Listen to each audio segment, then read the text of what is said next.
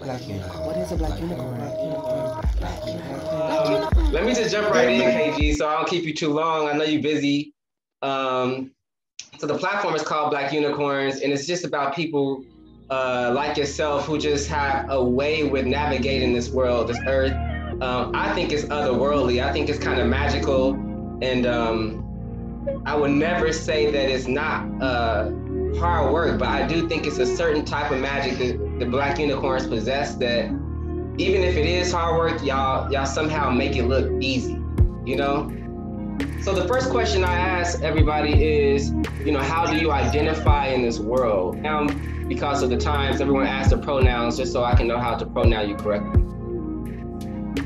Man, I'm gonna give you it from a different diaspora. I'm gonna give you it from, I do not need the system to pronoun me. I'm the existence of then, now, and before. Yeah. And the future. Because to relegate yourself in a space of formality puts you in that form. Yeah. I want to be always formless so that I could exist in the space that I need to exist in. Yeah, and that is that's a special space to navigate, and that's. Can you talk a little bit more? How do you navigate in a formless space? The answer to that is I'm still learning. I've learned something in the last 19 weeks of doing this event that I was doing that I created called Utopia, that as I've always known, I'm forever learning, but to navigate in a space of formlessness, you have to use your ego in the appropriate ways. It's not a bad thing all the time. Wow. So, yeah, I knew you were gonna take. Yeah, this is my big brother. So I have to let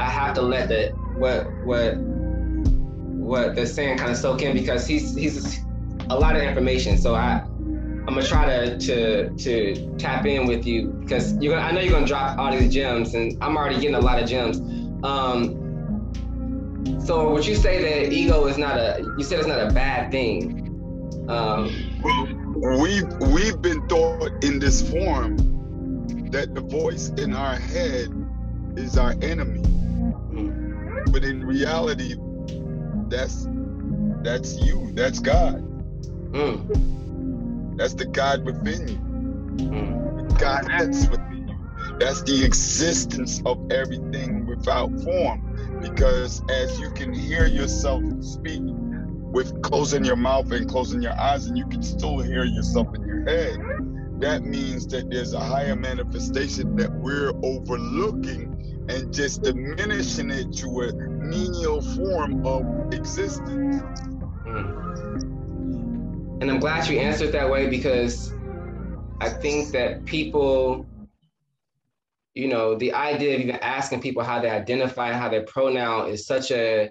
It's kind of absurd to me, bro, because in the Caribbean, I'm gonna give you a story. I don't know if I told you this one time. When we were in when I was in Barbados, and I knew when I came into the existence of self and realized I was a human being or whatever, I'm existing on this platform, on this stage, or in this dome, or whatever this is. There was no question about color, race, sexuality, or anything. Yeah. You just be. I think it helps and hurts the LGBTQZ, whatever they want to be called. It helps and hurts in more ways by this boxing of your state of mind. Yeah. Because once you box your state of mind now, you don't have the freedom that was to be anything that you could be. In a way, it's working against what you're saying. It's working against the idea of the freedom that they were trying to reach. Like, it's actually putting you in. It's actually putting you inside of a box. Now, if you've noticed in this modern day society that we live in, and I've done extensive studies on this, I always said, why is everything have to be squared out? Cars are square. It wasn't until Elon Musk said, fuck that, I'm rounding my shit up. Your house is square. Why your house ain't shaped like a circle? You came from a circle womb. Why everything else now gotta be? Your mom, when you was in your mom's stomach, it was the malleable, formless place of warmth.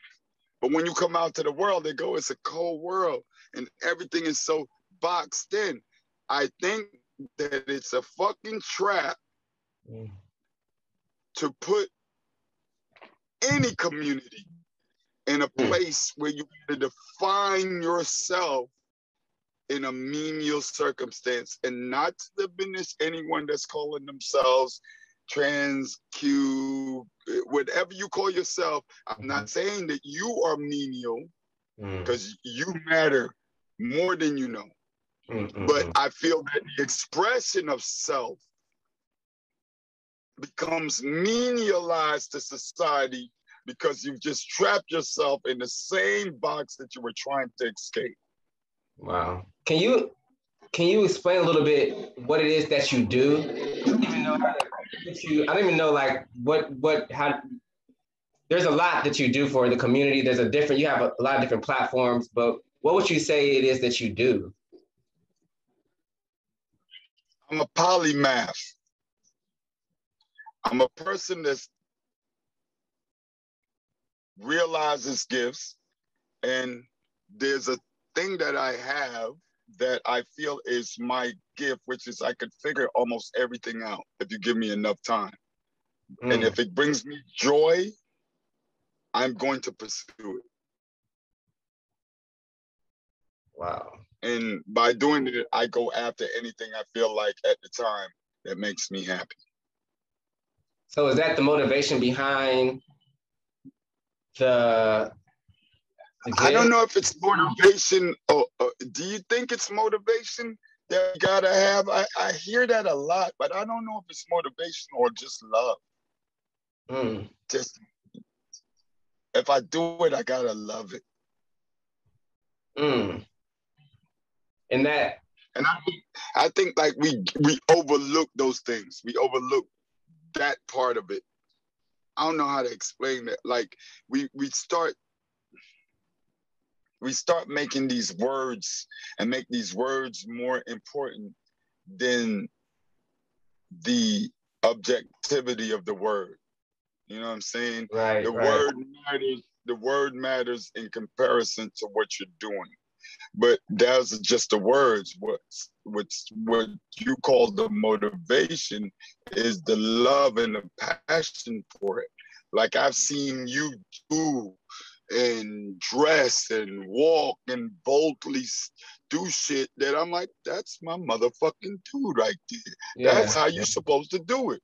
Yeah. What everybody think. He's supposed to live his life in your mental space. And most of these people, when they realize on their deathbed that their mental space was another box that somebody put them in, it's too late.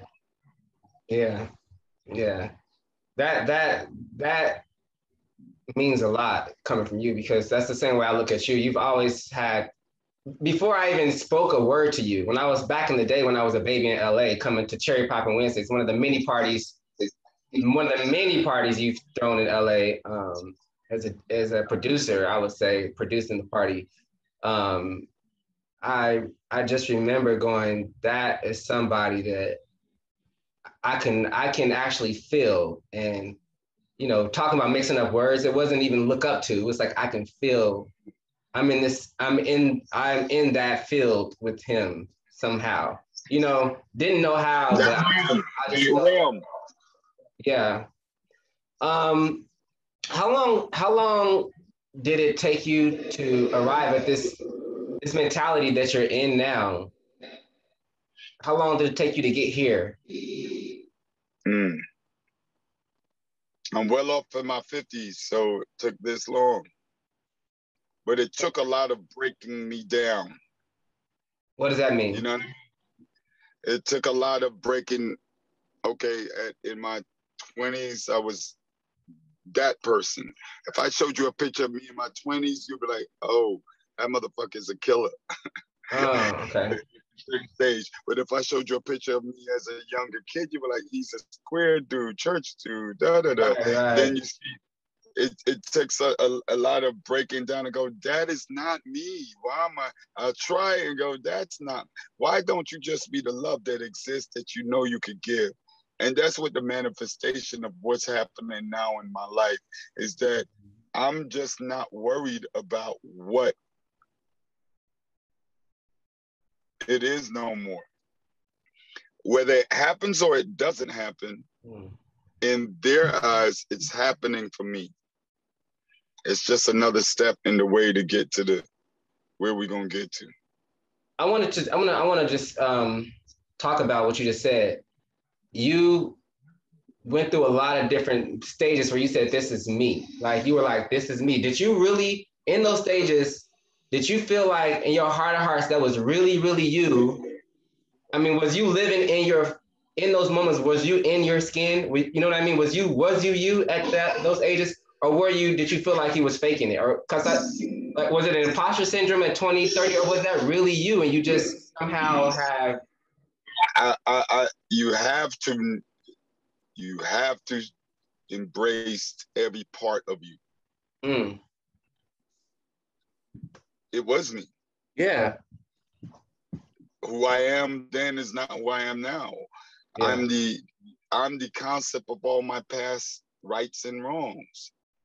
That's what's talking to you right now. Absolutely. I'm a concept to you, to everyone. I'm not a person. I'm a concept of all my rights and wrongs.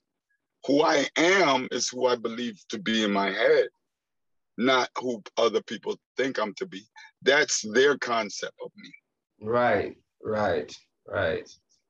That just kind of gave me another question. It took me somewhere. If people are creating a construct of you in their head by what they see, how much of what you do is important? Because I know what I feel about you, and this is personal. I try not to say I a lot in this show, but like, I see you in action. I see you, I don't want to even say manifesting. I see you in action. I see you doing a lot, actually doing. And then I look at that and I go, KG is doing this. Not manifesting, KG is doing this today. KG is doing this today. How important is that to you, a person like you, that you're doing? Or is it because you're doing it out of love? But how important is it that, are you doing it out of love so that a person like me can see it? Are you doing it because it's just something that's in your heart? I'm doing it first because it's something in my heart and the passion pushes me to do it. And hoping that other people could see that they could do the same shit. They don't need to be, in these fucking, again, boxes.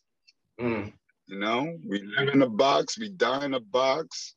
Yeah. Go to jail in a box. Everything is a fucking box. Facts.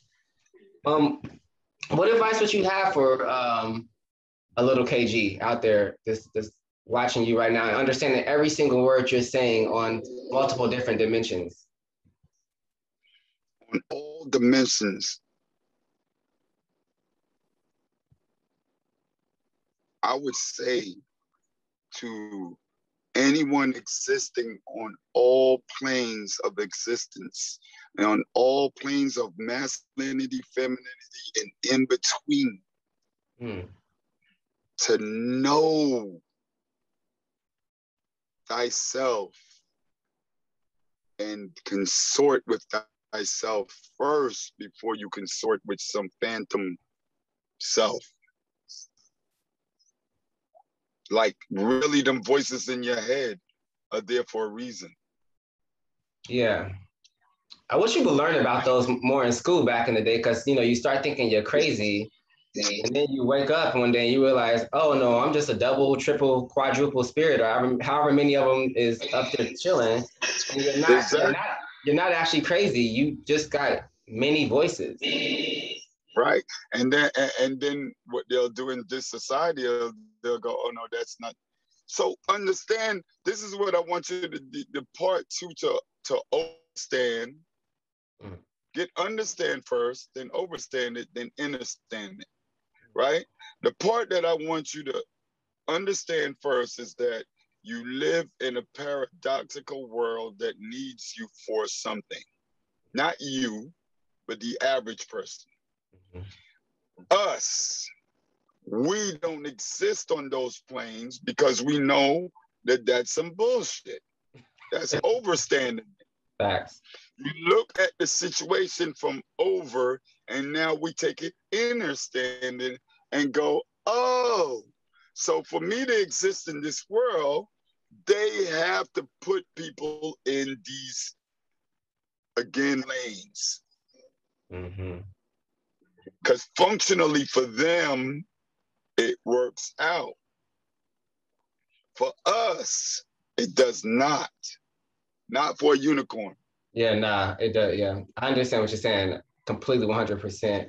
Yeah, it kills us, actually. It kills us. And do you understand that they're trying to kill us? What do you mean by that? People I personally believe that, like Neo in the Matrix, they coming for us, bro. They can't have a world where people thinking like us.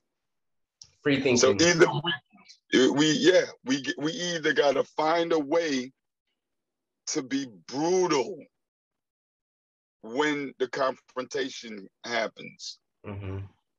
And brutal in the sense where you make a stand for yourself and your energies.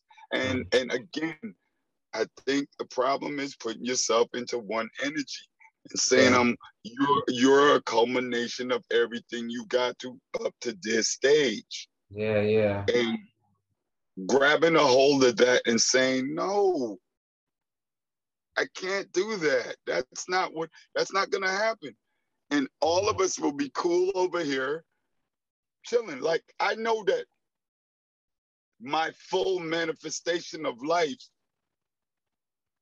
that when I get there, I know that I'm supposed to be at, I don't need the money. Right. Because it's, you know what I mean? I'm going to be able to travel. I'm going to be able to walk this earth and teach. I know I'm going to be that dude. That's interesting when you say, because you already are that. You are that, and you are an example of it. Even without, when you're not doing, you are an example of it. Because that's like when someone recognizes something in you and does not even know you, like myself and so many other people have, there has to be something you are transmitting, meaning you are already there. You are already doing what you see yourself doing. It's already happening.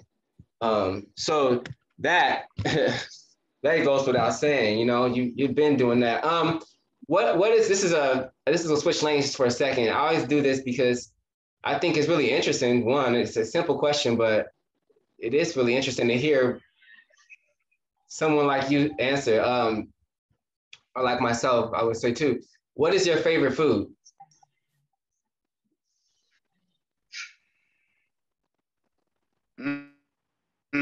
If you have a favorite food. I don't have. My addiction is sugar, but that's not my favorite food. That's just an addiction that this physical. I eat to live. I'm a vegan. Are you? I didn't know you was vegan, bro.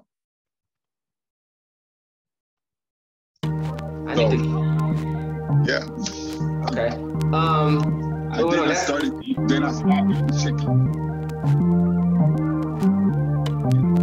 Yeah. Hear me?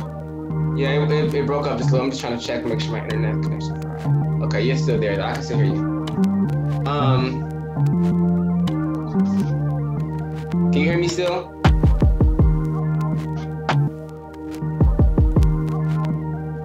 Let's see. Breaking up. There you go. Just a couple more questions and then we can wrap it up. I just wanted to, okay, so what is a piece of artwork or an artist that you feel like people should see before they leave this plane? What's something they should experience? I think people should listen to Can you say it again? You broke up a little bit. Alan Watts. Alan Watts? His name is Alan Watts. Oh yeah. And he's not an artist, but him and Neville Goddard are people that do art with their words and provokingly make you think. And that's art. Where can I think I've seen some of those on YouTube, right? You can find some of that on YouTube. Alan Watts. You can find some of it. You'll see where the paradox of who you are becomes very challenging because you'll then go, yikes, what is this? That everything you said kind of leads to this next question, which is, what is freedom to you? You said it so many different ways here, but what is freedom to KG Superstar? The capability expressing yourself in all different ways without being barriered.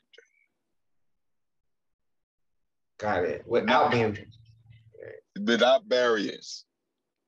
Being able to express every part of your being. You're masculine, you're feminine, you're tall, you're short. Yeah. You get what I'm saying? Yeah. But in a healthy way, meaning where it makes you feel good. You know what I mean? Mm-hmm. Empowers. Empowers. I know one time we were doing the party at Fluidity and I came in some kind of crazy gear that it felt very empowered, and you were mentoring me basically on the mic. He was like, Eclipse, you came here dressed like that, get out there and stay on the microphone and stay on them. I was like, yeah. I was like, okay. And from that day, I just, my level of MC and I think more like channeling has never went back to that scared. I saw it. I saw it that day because I saw that you've always wanted to express yourself in a public nature like that, but something was holding you back. Either the chatter in the back of your head where it was hating that from childhood, but that expression of self was your true expression of self, and it was beautiful to me. Yeah. I was like, look at my man. Look at it. So beautiful. I've never went back. I've never went back to that other person since then. You better not. Yeah, I never went back. You better not. Fuck them. That's it. Like, it's like, I'm here to do what I gotta do. And if people don't understand it, then shit, maybe they didn't meet a KG in their life, maybe not. I don't know, but they're going to now. So everybody's gonna have a chance. This is the last question of this show, but it's an important one because you have such wisdom. Like, you just be having wisdom, KG. You just be saying stuff. I'd be like, not even trying. I remember the first day I sat in your chair and we were talking, and I don't know if I told you this ever, but like, I was scared to ask you to DJ at Fluidity. I was scared to ask you because I had such a reverence for you. And I was thinking it, y'all. I was thinking, I wanted to ask KG, could you come please? And maybe once, not even a lot. And you said, and you was like, yo, I can come to your party and DJ. I was like, how did you know that, KG? I went home that day. The energy you put inside of me that day, I went home and I ran around my room for like 10 minutes. Thank you, man. I'm honored. It was like a joy that came out of me that I was like, wow, okay, so right. All things are possible. So with that type of energy, one second, let me turn my camera back on. With that type of energy that you have, I know that by everything you said today and everything that it took a lot of reading and work and energy. And so if you could compile all of that into this a sentence or a mantra or affirmation, what would you say to people? What affirmation would they say to themselves from KG? Everything and everyone prospers me in every way.